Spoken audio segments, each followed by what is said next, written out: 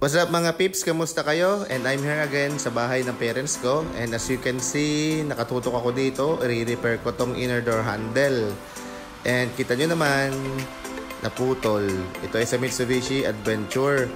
So ilang beses na namin ito pinagawa, pero napuputol pa din.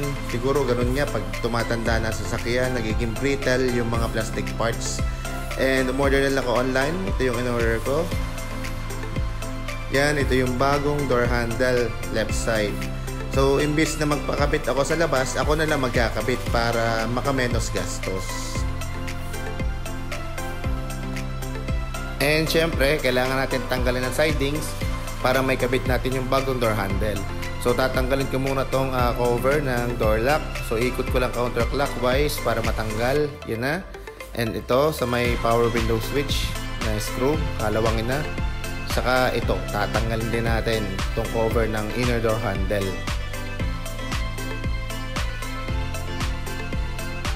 Okay, tanggalin na nga natin. Yeah, nalaglag pa. Nasaan na yun? Buti hindi nawala. Alam niyo yung minsan yung parang yung screw, pag tinatanggal nyo at nahulog parang multo, no? Bigla nawawala. Kahit hanapin nyo, mawawala.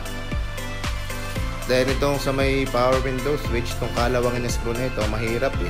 Kailangan diinan mo ng dahan-dahan para matanggal.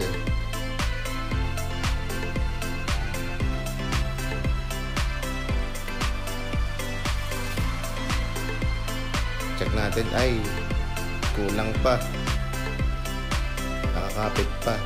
Yun, tanggal na. Yan na oh, kalawangin na, makakatetano na. Yun, doon ko muna nilagay para hindi mawala. So gagamit dito tayo ng prior para tanggalin natin ang sidings. Simulan natin sa ilalim, dahan-dahan lang para hindi maputol yung fastener nya. Yan, dahan-dahan pag-angat lang hanggang sa itaas. So pataas yan guys. Okay, yan dito pala. So dito naman sa kabila, simulan natin sa baba, pataas. Yan, slowly lang.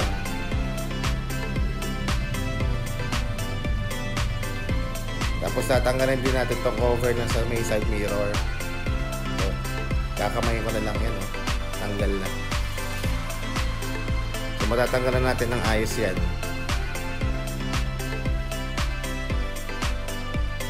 So yan, tinanggal ko na guys yung siding. So hindi ko na binidyo kasi kailangan ng dalawang kamay. So ito, binunot ko din. Tinanggal ko din muna ang harness for the speaker. Tapos ito, tinanggal ko rin muna.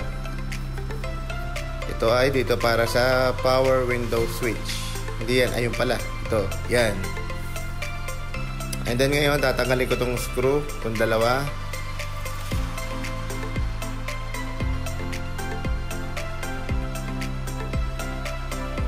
As you can see, natanggal ko na yung inner door handle nya. Yung papalitan natin.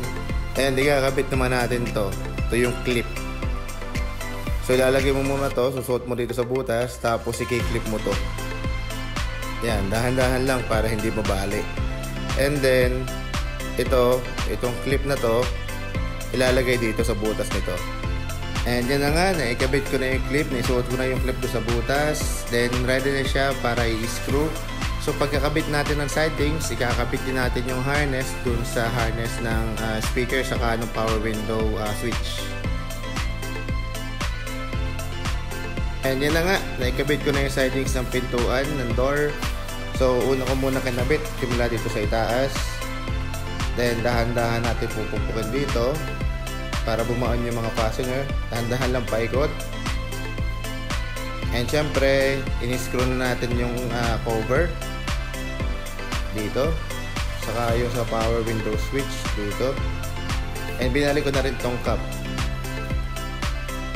Yan, and saka ito, panghuli na to. And testingin nga natin. Okay na, pwede na.